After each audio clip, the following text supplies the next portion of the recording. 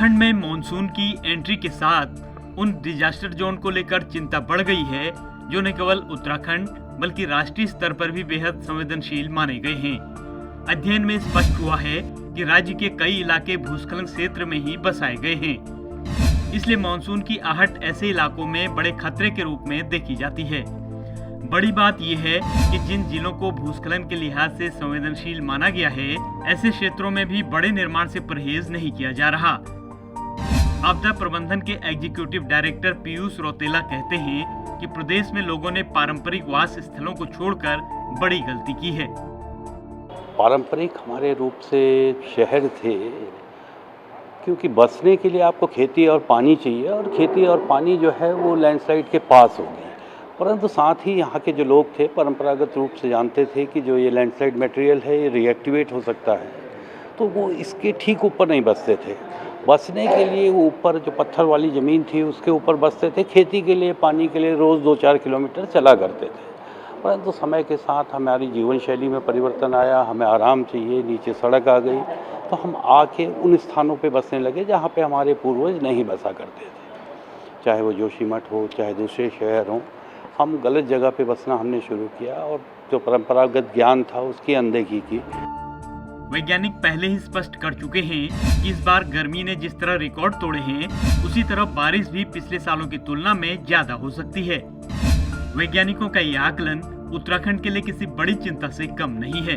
जो जिले भूस्खलन के लिहाज से डिजास्टर जोन के रूप में देखे जा रहे हैं, वहाँ भारी बारिश की कल्पना पिछली आपदाओं की यादों को ताजा कर रही है।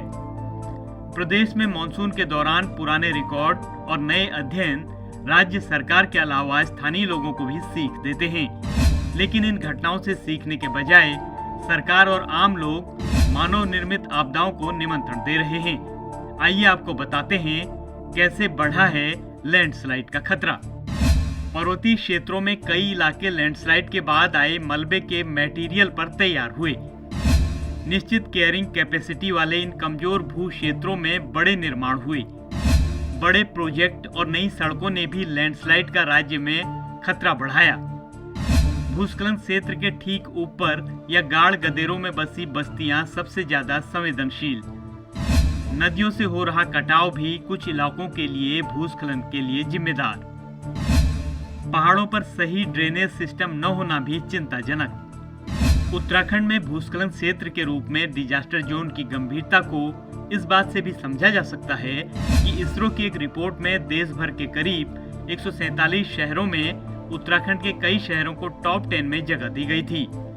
रुद्रप्रयाग और टिहरी जिले पहले और दूसरे नंबर पर दर्ज किए गए थे।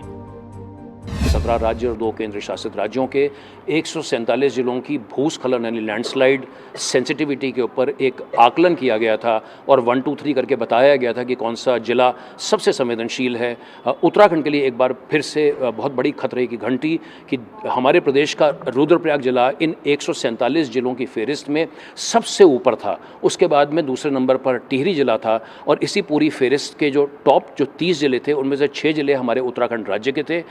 इन तमाम तथ्यों के बाद में जो कि स्वयं सरकार के एक प्रतिष्ठित इसरो संस्थान के माध्यम से जानकारी आई है, मुझे कभी पिछले 1 साल में ये प्रतीत नहीं दिखाई दिया कि उत्तराखंड राज्य ने कहीं पर भी इस बात का इस स्वयं इसरो की रिपोर्ट का उस तथ्य का कहीं आत्मसात किया हो, उसके आधार पर कोई नीतियां बनाई हों। क्योंकि अभी भी उत्तराखंड के विशेष तौर पर जब हम रुद्रप्रयाग की बात करते हैं, जहाँ पर केदारनाथ जी वास करते हैं, वहाँ पर जिस किस्म का निर्माण जो हो रहा है, भारी निर्माण हो रहा है, ऐसा प्रतीत होता है कि सरकार ने स्वयं जो इसरो जो कि इतनी प्रतिष्ठित संस्था हमारे देश की है, उसकी रिपोर्ट पर जो है आंख और कान बंद किए हुए हैं। मॉनसून सीजन शुरू होने के साथ ही पर्यावरणविद नए खतरों को लेकर चिंता जाहिर कर रहे हैं। इसके समाधान को लेकर सरकार से भी गुहार लगा रहे हैं। वैज्ञानिकों का कहना है कि अब तक जो अध्ययन हुए हैं उनके आधार पर कदम उठाने चाहिए।